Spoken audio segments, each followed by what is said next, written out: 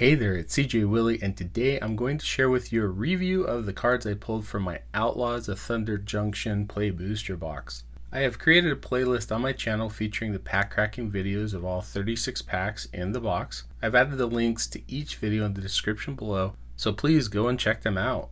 Outlaws of Thunder Junction has 286 cards in the base set, which doesn't include showcase cards, extended art cards, and other parallel cards of the base set. I was able to pull 241 out of the 286 cards in the base set, or roughly 84%, which was a higher completion rate compared to the 80% from the Murders at Karlov Manor Play Booster box that I opened on my channel a few months ago. With the 36 packs and 14 cards per pack composition of Play Booster boxes, I believe the completion rate for Play Booster boxes should be over 80%. With my Outlaws of Thunder Junction booster box, I pulled all 81 commons and all 100 uncommons in the base set. The collation between colors for commons and uncommons was pretty even. For commons, each of the 5 colors yielded between 42 and 44 commons out of the booster box. The uncommons had a similar rate as well, with each color yielding between 16 and 18 uncommons. Another positive collation rate was the box yielding between 2 and 3 copies of each common, with only one playset of a common, Ankle Biter. In my opinion, this is exactly what I expect from common and uncommon collation from a booster box. I pulled 32 out of the 60 rares, which was over 50% of the rares in the base set. I pulled 5 out of the 20 mythics from the base set. Once again, this falls within my expectations for rare and mythic collation in a booster box. The only disappointing collation rate was the basic lands, which I pulled 20 out of the 25 basic lands in the base set. With 10 crime lands and 15 basic lands falling in the basic land slot, it wasn't surprising that I missed out on 2 of the crime lands and 3 of the basic lands. Although, pulling 8 duplicates in the land spot didn't help. The overall rarity collation of my Outlaws of Thunder Junction Play Booster box yielded a rarity collation of 231 commons, 142 uncommons, 42 rares, 17 mythics, and 28 basic lands. These stats are skewed a little bit because of the bonus sheet including the breaking news, which only has rarity levels at uncommon, rare, and mythic. The collation for the foil cards from the box was 21 commons, 11 uncommons, 4 rares, 0 mythics, and 8 basic lands. It was definitely a bummer that I didn't pull at least one mythic foil.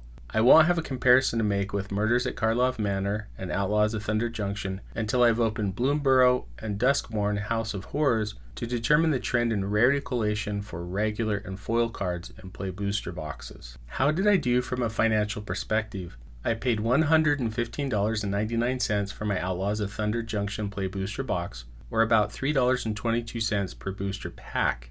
So did I pull enough value to exceed what I paid for the booster box? For all card values, I used TCG Player Market pricing. I did come out ahead, but I opened the lowest booster box value since my March of the Machine set booster box. The overall box value came in at $141.36, making the average pack value $3.92, and using comparative analytics, the adjusted pack value was $3.33. From a value perspective, this box yielded a mediocre return on investment, with no cards valued over $15, 3 cards valued between $10 and $15, and 12 cards valued between $2 and $9. Here are some of the highlights from my Outlaws of Thunder Junction Play Booster box. Unfortunately, there weren't any tokens or commons valued over $1. However, I pulled one uncommon with a value over $1, Lava Spur Boots.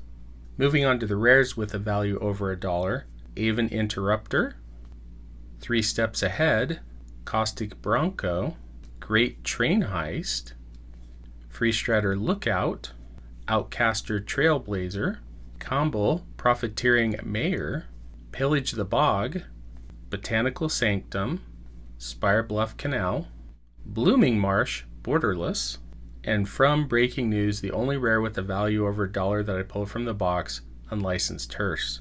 I pulled 17 mythics, but the quantity certainly didn't yield quality value. Most of the mythics from the Big Score and Breaking News bonus sheets were under $2. It didn't help that every card from the Big Score was printed at mythic either. From the base set, I pulled Archangel of Tithes, Tiny Bones the Pickpocket, which was the highest valued card out of my box, Golden Vein Hydra, which was the second highest valued card from my box, Kellen the Kid, and Selvala Eager Trailblazer. I pulled a showcase wanted poster of Rakdos the Muscle. From the Big Score bonus sheet, I pulled Grand Abolisher, Esoteric Duplicator, Greed's Gambit, Territory Forge, Loot, the Key to Everything, Nexus of Becoming, Transmutation Font, and the third highest valued card from my box, Fomori Vault.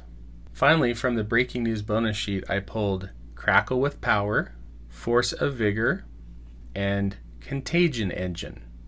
Once again, I spent $115.99, including taxes, for my Outlaws of Thunder Junction Play Booster box. I needed the average pack value to be greater than $3.22 in order to break even. Opening an average pack value of $3.92 was good, not great, but it was still nice to come out ahead in value. Anyway, I hope you enjoyed the video. If you did enjoy it, please like, subscribe, and share. Take some time to share your thoughts in the comment section about my Outlaws of Thunder Junction Play Booster box pulls. I'll be back soon with another Magic the Gathering opening experience. Tune in next time to see what I crack.